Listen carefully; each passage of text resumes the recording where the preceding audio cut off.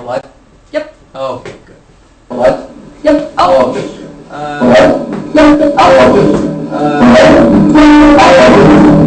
Turn the speakers off.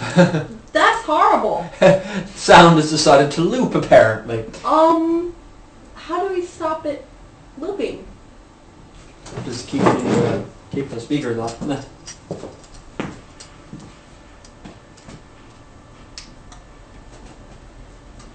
Okay. Are we still live? Yeah.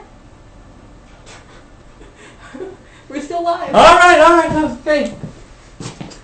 I'm gonna move this.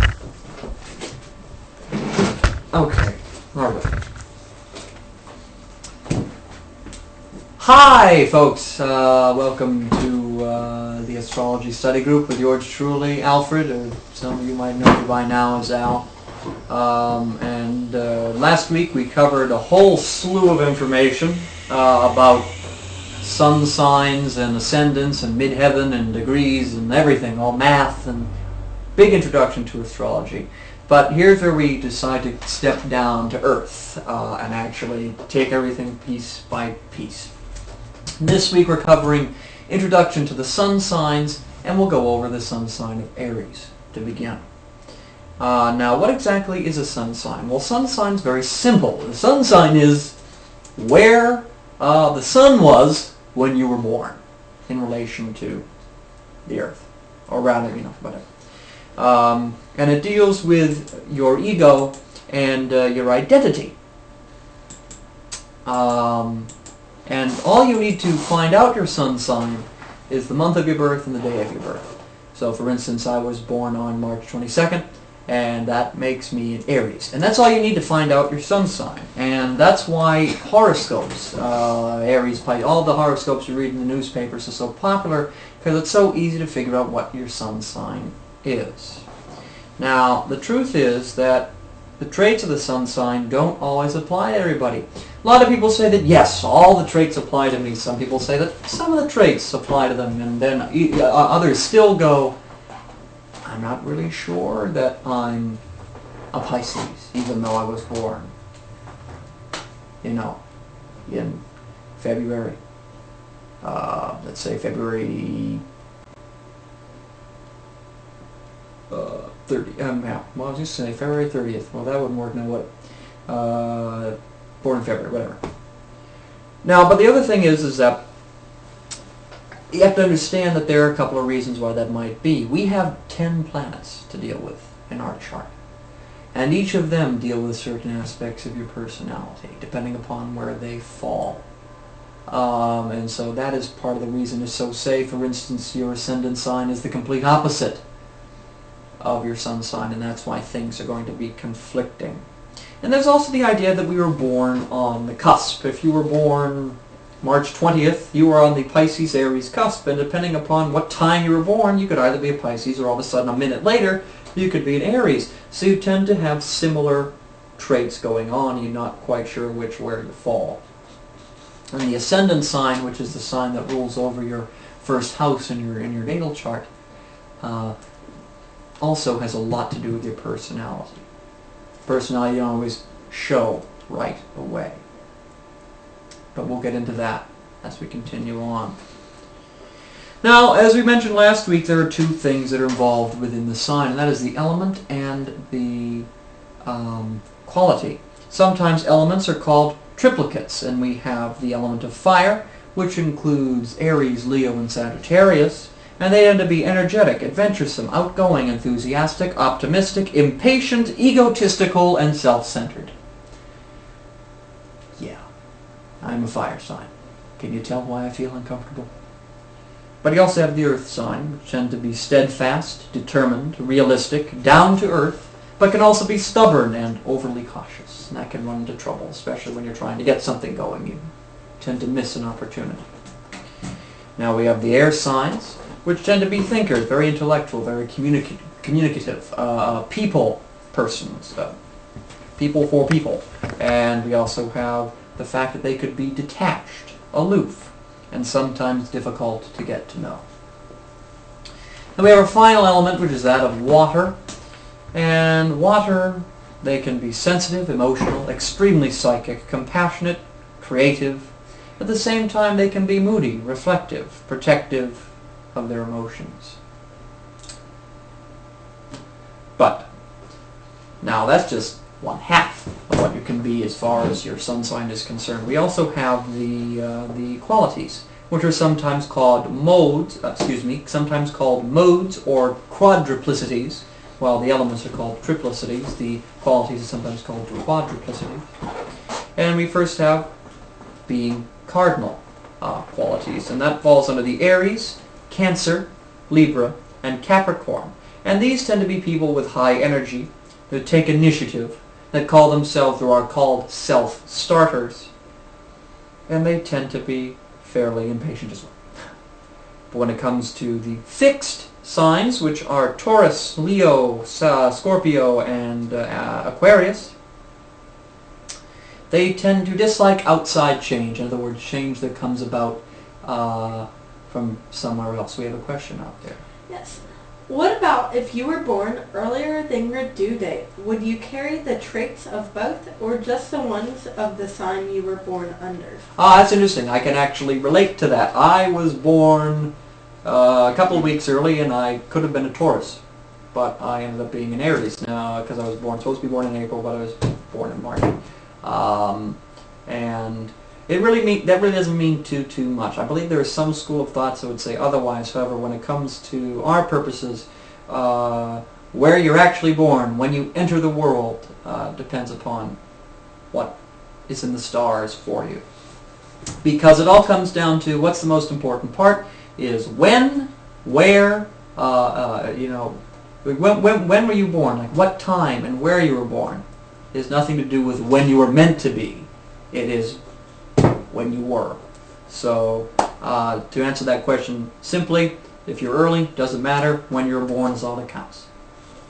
Now to continue on, fixed signs, which again are Taurus, Leo, Scorpio, and Aquarius, kind of dislike outside change. Change is not brought about by themselves. They also tend to be determined people and have excellent follow-through, but can also be extremely stubborn. And finally, we have the mutable signs, which are Gemini, Virgo, Sagittarius, and Pisces. These are people that tend to go with the flow and are very adaptable. However, they tend to spread themselves rather thin, too thin, have too many things going on their plate. So to explain that in a better way, to combine both the elements and the qualities. Since we are going to touch upon Aries tonight, I'll pick on Aries. Aries is a cardinal fire, which means they tend to be energetic, adventuresome, leaders, but they also tend to be high energy, impatient, and very egotistical. So that's an idea of how they work together. Now, the signs also have a couple of other aspects we need to talk about here, which are masculine and feminine signs. It was the old idea that that positive and negative had something to do with that, masculine being positive and feminine being negative, light and dark, but that tends to be argued quite a lot. But what it comes down to is masculine signs are extroverted and feminine signs introverted. Now which signs are which? It just goes back and forth. Aries is masculine, Taurus is feminine, on it goes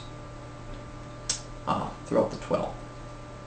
And finally we have the idea of polarities, which is actually where we get the idea of opposites attract. And we'll go into polarities as we go through the study group, but we also hit upon what exactly polarities are. For instance, Aries is opposite of Libra, and Leo is opposite of Aquarius, and they tend to attract each other. They tend to be better fits, and they can really teach each other what's going on. But there is one final aspect we need to consider, which is something called, I believe it's pronounced decanate. And a decanate is, well, each sign is separated into 30 degrees.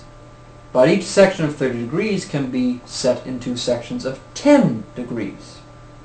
And they all ruled by separate planets. Now, for instance, if you are born in Aries 0 to 10th degree, you are in Aries. You tend to be born when Mars is ruling over Aries at that point. And since Mars is Aries' planetary ruler, you tend to be almost true Aries. But if you go on, you have 11th degree to 20th degree, you have Aries Leo, because Aries is then ruled by the sun. So you tend to have aspects of Leo in your personality. And finally, from 21st degree to 30th degree, you have Aries Sagittarius, seeing as it is then ruled by Jupiter at that point. So you might have traits of Jupiter Sagittarius. So that's a nice quick introduction to the sun signs. And what we're going into now is that we're going to touch upon the Aries sun sign. And the Aries sun sign is the first of the 12. Now let me just show you something quick. Actually, never mind here. Is there a picture of it in the book? Probably yes. I'm not going to be able to find it right away. There we are. This is the glyph. Can we see that? Come on. Over some. Which way? This way. That way. Good deal. See, now that's the Aries glyph. That is the horn to the ram. That is the Aries glyph. And so the Aries can be represented by the ram. Aries is the ram, bashing through things to get to the other side. And certain aspects of the Aries, so identifying Aries, sometimes they have a scar on the head or the face. And I can actually attest to this. I'm an Aries. I have a scar right there where I can't even grow hair on my chin. So, and to continue on, their head or their body tends to lean forward. Care to take a look at me? I'm currently slouching. And finally, they tend to be impatient.